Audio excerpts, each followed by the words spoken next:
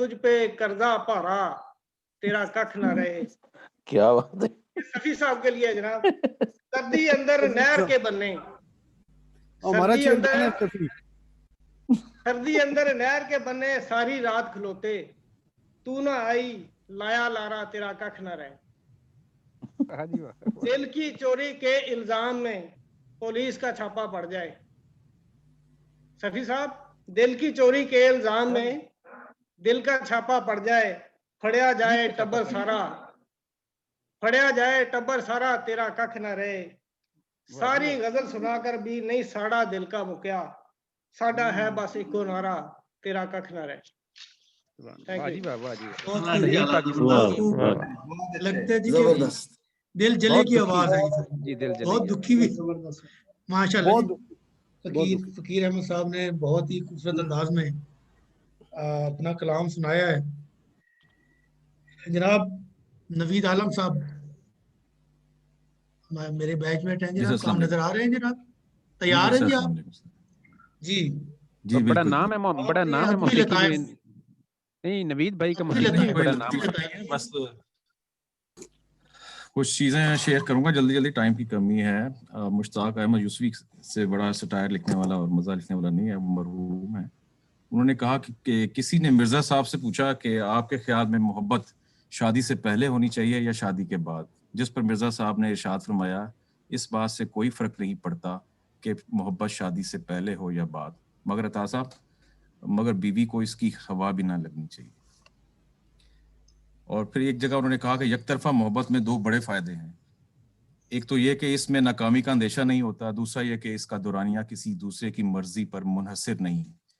आप जितनी देर में इसमें मुब्तला रहना चाहें बिला खटके रह सकते हैं।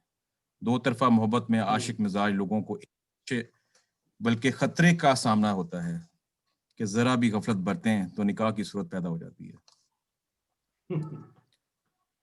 पहले मौलवी कहते थे कि लाउड स्पीकर में शैतान बोलता है, हम नहीं मानते थे। अब हम यही कहते हैं मगर मौलवी नहीं मानते। जबरदस्त, बहुत खूब, बहुत खूब। अता साहब, इसमें एक और भी है कि कुछ लोग, बार बार मैं आपसे इसलिए मुखातिब हूँ जी, कुछ लोग इतने मजहबी होते हैं कि जूता पसंद करने के लिए भी। और इसी तरह कि मिर्जा कहने लगे, यूसुफी ये बताओ औरत की कशिश और जमीन की कशिश में क्या फर्क है?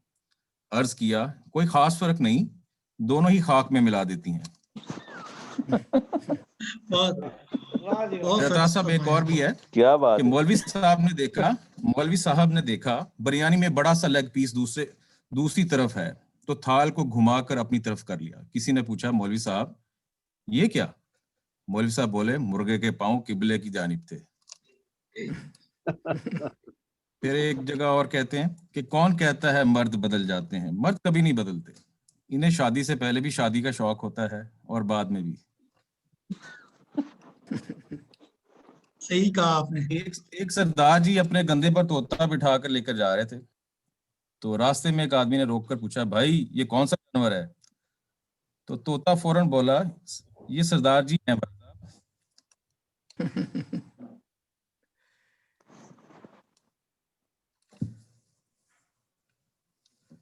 डॉक्टर की दुआ और बीवी की चुप कभी शुरू नहीं होता।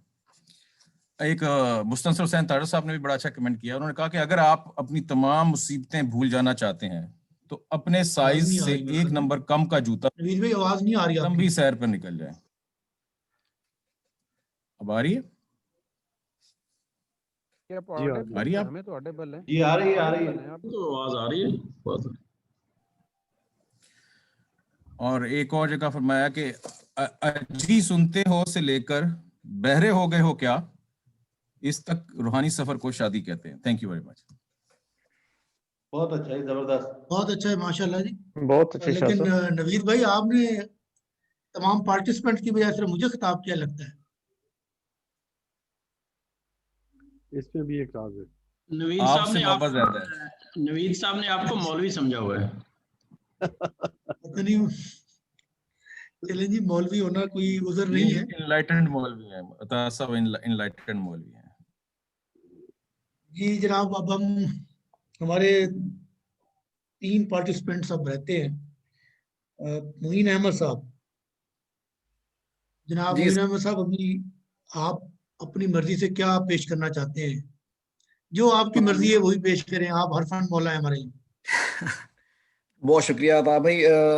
मैं एक मुख्तसर सी एक गज़ल पेश करूंगा और इसको पेश करने के पीछे एक मकसद है, एक वजह है जिसकी वजह से मैं ये पेश करना चाह रहा हूँ। मैं थोड़ा कॉन्टेक्स्ट आपको इसका दूंगा।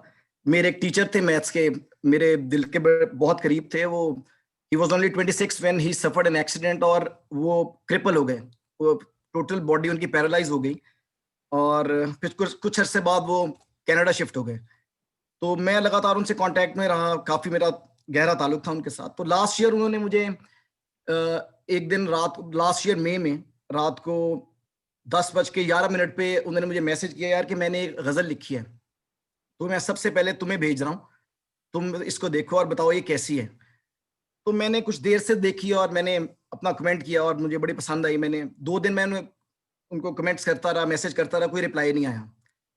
तो 2 दिनों के बाद उनकी सिस्टर का मुझे रिप्लाई आया कि उन्होंने आपको लास्ट मैसेज आपको ही किया था, और वो रात 10:11 पे किया था, और 10:27 पे ही suffered a massive heart attack and he passed away. तो ये मेरे दिल के बहुत करीब है, और मेरा मकसद इसको पेश करने का सिर्फ यही है कि मैं जितने ज्यादा लोगों तक ये उनकी आखिरी काविश पहुंचा सकूं। इसलिए मैं ये एक छोटी सी गजल है जो आपके सामने पेश करता हूँ। एक शम्मा आरज़ू की जलाने लगा हूं मैं, ख्यालों में आज उसको बुलाने लगा हूं मैं, बिठाकर उसे मैं सामने देखूंगा रात भर, दिल रोशनी से अपना सजाने लगा हूं मैं। आंखों से कोई बात हो और बात भी ना हो, और बात अपने दिल की सुनाने लगा हूं मैं। क्या बात है, क्या बात है। माशाल्लाह माशाल्लाह। होंठों की पंखड़ी पे कुछ ऐसा रक्स हो, धड़कन से नर्म ताने बजाने लगा हूं मैं, और खुशबुओं का साथ हो, हाथों में उसका हाथ हो, अदाओं के नाज उसके उठाने लगा हूं मैं। क्या बात है। परियों की थी हेलो दूरों का बागपन था, कुछ गीत उसके प्यार अब गाने लगा हूं मैं। बहुत शुक्रिया। वाह जी वाह। बहुत आला सर, बहुत बहुत आला। बहुत अच्छा, बहुत आला। बहुत जबरदस्त, बहुत जबरदस्त, माशाल्लाह जी। बहुत उम्दा जी, के बारे में मीठा बहुत उम्दा। जज्बात का इजहार थैंक यू किया। Sir, thank you. माशाल्लाह जी। अब हमारा प्रोग्राम इख्तिताम की तरफ जा रहा है, और मेरे ख्याल में वक्त भी हमारा साथ साथ खत्म होने जा रहा है। तो मोहम्मद हनीफ साहब, जनाब आप मैं बहुत थोड़ा सा टाइम लूंगा जी। एक नज़्म सुनाता हूँ आपको जिसका नहीं, आप थोड़ा टाइम ना लीजिए, आप भरपूर टाइम ले सकते हैं, हमारी तरफ से कोई अब जल्दी नहीं है। ठीक है सर, ठीक है।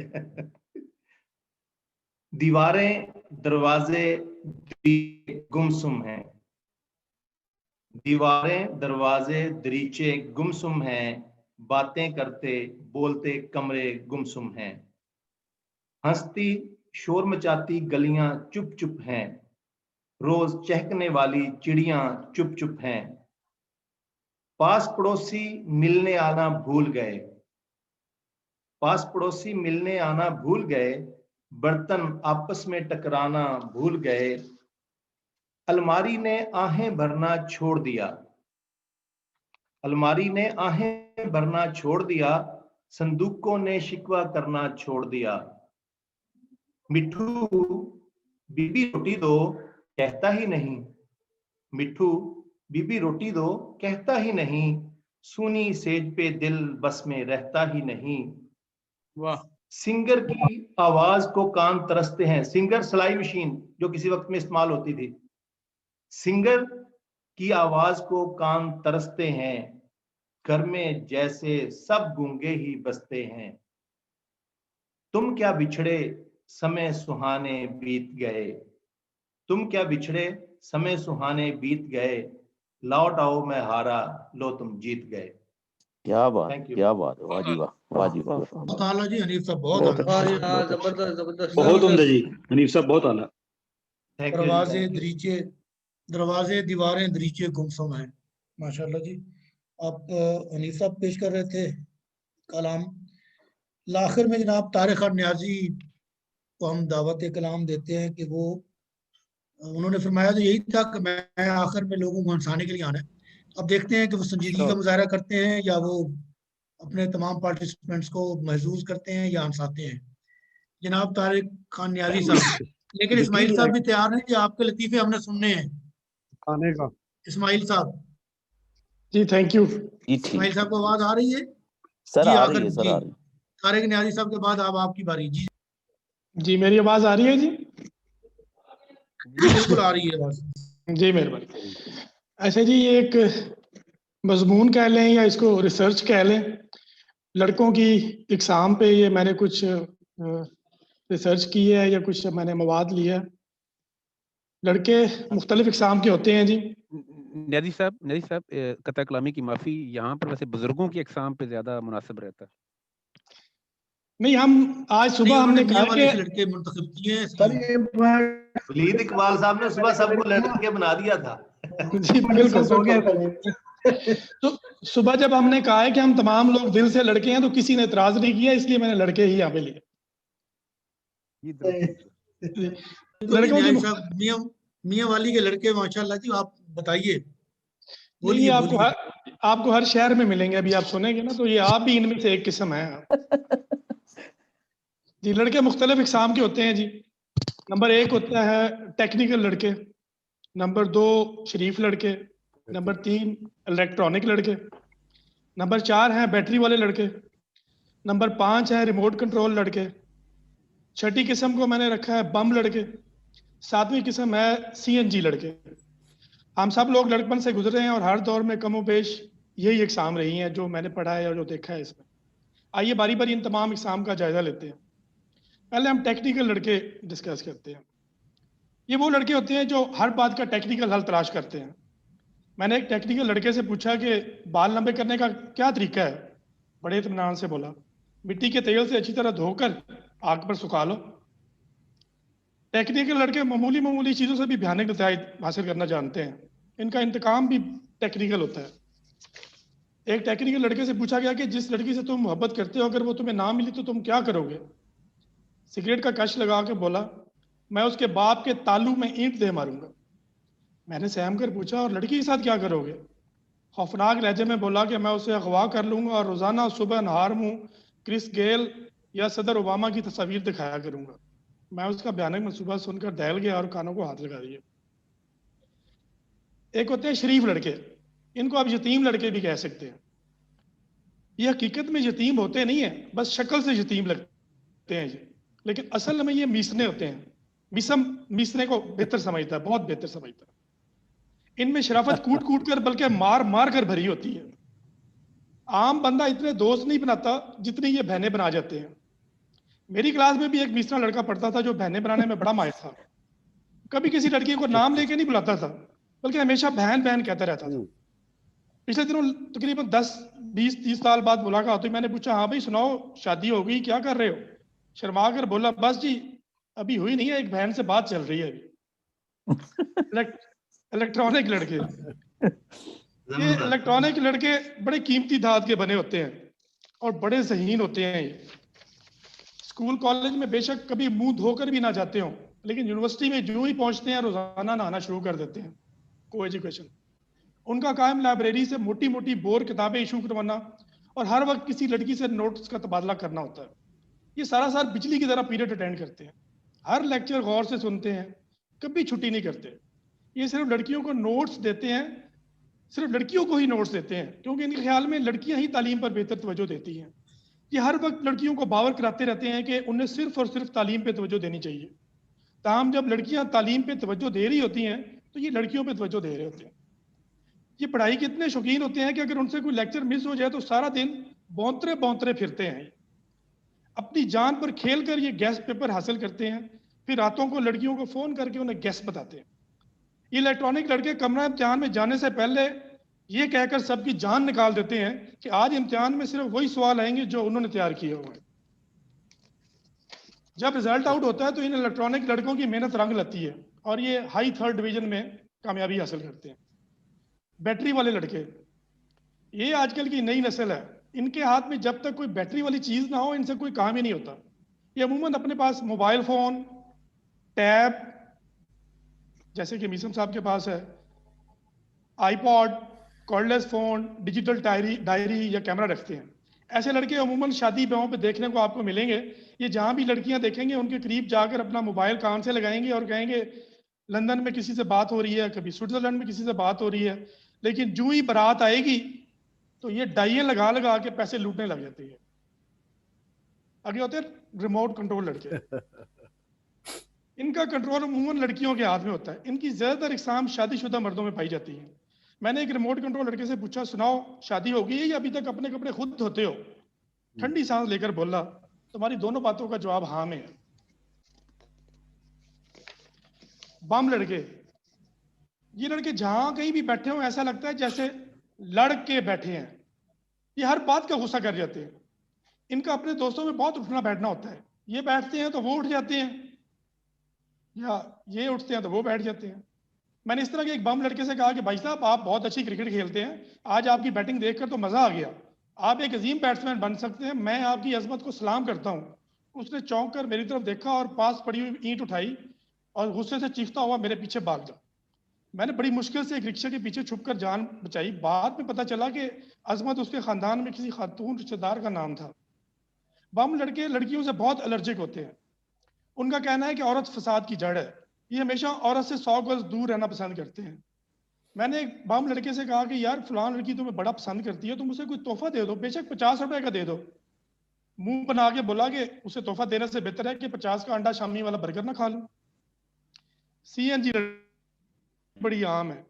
ये पढ़ाई में इंतहाई निकम्मे और काहली में बहरुल काहिल होते हैं। ये चाहते हैं कि तमाम काम खुद ब खुद हो जाए, बिल्कुल CNG गाड़ी की तरह मिसिंग करेंगे, पिक नहीं होगी इनकी। लेकिन इनके दिमाग में शरारतों की इतनी गैस अफरी होती है कि जिस दिन कोई शरारत ना करे गैस ट्रबल का शिकार हो जाते हैं। इनमें कोई क्वालिटी हो ना हो, बिस्तर पे पड़े पड़े अपने आप को तुरम खान ही समझते हैं। ये इतने सुस्त होते हैं कि मच्छर या चूंटी इनके बिस्तर पे आके काटे तो भी उसको सिर्फ गर्दन पे हाथ फेर कर धमकी देते हैं, कहते कुछ नहीं है उसको। वैसे तो लड़कों पे बहुत कुछ और भी लिखा जा सकता है, लेकिन क्या फायदा, इन्होंने कौन सा ठीक हो जाना है। अगर आप में से किसी को मेरी बातें बुरी लगी हो तो ये सोचकर भूल जाए कि वो खुद कौन सा हाजी है। मेहरबानी। वो खुद कौन सा लड़का है। इस 7 कैटेगरी में से किसी एक कैटेगरी में जबरदस्त सर, जबरदस्त जी, माशाल्लाह जी, जबरदस्त। तारिक न्यारी साहब, इस्माइल साहब का जज्बा मैं चाहता हूं जी कि वो भी अपने जज्बात का भी इजहार करें। उनका दरमियान में लतीफा सुनाना चाहते थे, अब आप खुल के लतीफे सुना सकते हैं। वो ना सर अदा मेरी रिक्वेस्ट है सर, बहुत उम्दा जी, बहुत शानदार माशाल्लाह। एंड असलम शाहिद साहब से करवाइएगा। थैंक यू असलम साहब। एंड असलम साहब से करवाइएगा जी। ठीक है सर। उस वक्त जो डॉक्टर सैफुल्लाह साहब तशरीफ लाए थे ना सर, तो सफीउल्लाह साहब ने जो रिसेप्शन दी थी ना, एक मुझे लतीफा याद आ गया। मैं बखर में सर्विस करता रहा उधर 3 साल मेरी सर्विस है सर। तो कोर्ट में मैं एक बार गया सर, एडिशनल सेशन जज साहब की अदालत में। आवाज आ रही है सर? जी आ रही है सर। तो वहाँ पर 2 सीनियर वकला साहबान थे। एक का नाम था शेख जवेद साहब और दूसरे शेख गुलजार साहब थे सर। तो शेख जवेद साहब आए और उन्होंने डाइस पे अपना फाइल खोली और बहस शुरू की। पीछे से एंटर हुए शेख गुलजार साहब थे, उन्होंने फाइल बंद कर दी। उन्होंने जज साहब से कहा कि पहले इनको निकालें तो फिर मैं बहस करूंगा। जज साहब ने पूछा उनकी क्या वजह है, आप शुरू करें अपना काम। उसने कहा नहीं, जब मैं आर्गूमेंट करता हूँ ना तो वो करता है यूं सर हलाता है। वो कहता है कि नहीं ये अच्छे आर्गूमेंट नहीं है, मैं जितना अच्छा आर्गूमेंट करूं। तो जब दूसरा मुखालिफ काउंसिल आर्गूमेंट करता है ना तो उसकी ये यूं सर हलाता है। तो इसलिए मेरी बहस पे नेगेटिव असर पड़ता है। सफीउल्लाह साहब ने जो रिसेप्शन दी है ना डॉक्टर सैफुल्लाह साहब को, उस हवाले से सर ये लतीफा याद है। चलिए जी, माशाल्लाह, बहुत डॉक्टर साहब को कोई फर्क नहीं पड़ता।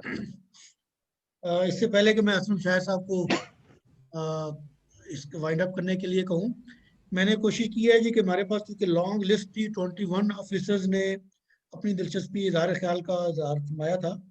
तो इस वजह से बेलमूम होता ये है कि जो बंदा कंडक्ट कर रहा होता है वो अपनी इतनी लंबी गुफ्तगू कर देता है कि वो सुनने वाले जिन्होंने कलाम पेश करना होता है उसका कलाम उसमें दब जाता है। तो मैंने ये कोशिश की है कि मैं खुद गुफ्तगू कम करूँ और आप लोगों की गुफ्तगू को सुना जाए। तो मैं आखिर में असलम शाहिद साहब से गुजारिश करता हूँ कि वो इस प्रोग्राम को वाइंड अप करने के लिए अपने जनाब जज्बात और ख्यालात का इजहार फरमाएंगे, और उसके साथ ही हमारा टाइम भी इसके साथ एंड हो जाएगा। जी असलम शाहिद साहब। जी तालुक साहब, बहुत बहुत शुक्रिया। आपने बहुत अच्छे तरीके से कंडक्ट किया है सारा प्रोग्राम, मज़ा आया है और पार्टिसिपेशन बड़ी शानदार रही दोनों हवालों से, नंबर्स ऑफ पार्टिसिपेंट्स की हिसाब से भी, और क्वालिटी जो थी कंटेंट की वो भी, और बड़ा मज़ा आया। कुछ चीज़ें बड़ी जेन्युइन और बड़ी स्पॉन्टेनियस, डॉक्टर सैफुल्लाह भट्टी साहब के जो सर्विस के तजुर्बात नुमा लताइफ या लताइफ नुमा तजुर्बात जो, और इसी तरह की और बहुत सारी कलीग्स थी चीज़ें, जितनी जेन्युइन चीज़ें और जितनी अच्छी चीज़ें इस तरह हम पेश करेंगे जिनका ताल्लुक हमारे अपने सर्विस करियर और ज़ाती तजुर्बात से होगा, उतना ही ज़्यादा पुरलुत्फ होगा ये सेशन आइंदा भी। और एक और खुशी की बात ये है, माशाल्लाह बहुत अच्छे शोरा जिनका मुझे अंदाज़ा इस तरह से नहीं था कि हमारे कलीग्स में, हमारे कोर्स मेट्स में इतने अच्छे शोरा माशाल्लाह जेन्युइन मौजूद हैं। ये भी ज़्यादा खुशी की बात है। ज़्यादा वक्त अब इसको बिल्कुल नहीं लेते और इसको ठीक हम वक्त पे कंक्लूड करते हैं। बहुत बहुत शुक्रिया सबका, और इंशाल्लाह नेक्स्ट भी जब हमें टाइम स्लॉट अवेलेबल होती है, शेड्यूल होती है लिटरेरी सेशन के लिए, तो हम इसको कंटिन्यू करेंगे। बहुत बहुत शुक्रिया जी सबका। खुदा हाफिज। वेलकम सर, थैंक यू जी, thank you so much. Sir मैं सर एक रिक्वेस्ट सर असलम शाहिद साहब से सर करना चाहूंगा सर, साहिब सदर की इजाजत से सर। जनाब बताइए जी सर, सर आपने ना बहुत खूबसूरत सर गजल पढ़ी है सर। अदरवाइज सर मेरा सर जो तजर्बा है ना सर, वो सर मैं साइकेट्री में सर जब डिप्लोमा कर रहा था ना, तो हमारा एक उस्ताद सर बड़ा गुस्से से कहता था, पता नहीं उसकी वजह क्या थी, वो कहता है मैंने किसी शहर में ना ज़हनी माजूरों की तादाद देखनी हो ना, तो मैं वहाँ के लोगों में जो शायरों का परसेंटेज है उसको पता करा लेता हूँ। अच्छा, आपने सर बहुत खूबसूरत गजल पढ़ी है सर। आपसे रिक्वेस्ट है सर, आप अपनी किताब जो है ना सर, वो सर हम सबसे शेयर करें सर। वो अपने सर अगर वर्जन है या सर एटलीस्ट सर डॉक्टर साहब वो सर हमें सर जरूर भेजें, या जहाँ से मिल सकती है। अच्छा डॉक्टर साहब, ये आपकी फख्र है सर, अगर जैसे सर आपने ये शेर सुनाया ना सर, मैं पूरे दिल से कह रहा हूँ सर कि हमें फख्र है आप हमारी सर्विस से हैं। 3-4 जो आपके अशार थे ना सर, वो बाकायदा असातिज़ा के लेवल के अशार थे। डॉक्टर साहब आपकी मोहब्बत है, आपकी मोहब्बत है आपकी और दोस्तों की। एक्चुअली मेरा बैकग्राउंड है ही उर्दू लिटरेचर का, मतलब पीसीएस करने से पहले मैं पंजाब यूनिवर्सिटी का इत्तेफाक से मैं गोल्ड मेडलिस्ट हूँ जी, एमए उर्दू में, और फिर लेक्चरर भी रहा साल डेढ़। तो हाँ, और बैकग्राउंड है, और इस उर्दू अदब और शायरी से मोहब्बत को मैंने इस लौ लगाए रखी है और इस जोत को जगाए रखा है अपने अंदर। तो इंशाल्लाह जी अगले नशिस्तों में कुछ मैं अपना भी